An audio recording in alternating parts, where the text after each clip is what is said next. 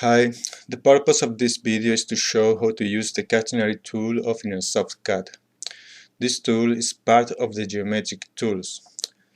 The tool draws catenaries using three different methods. The first method is to select the starting point of the catenary, the ending point, and the parameter. The parameter is the distance from the vertex or lower point of the catenary to its horizontal axis.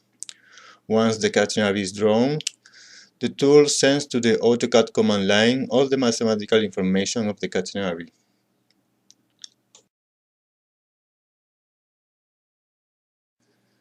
The second method is to select the starting point of the catenary, the ending point, and the curve length of the catenary.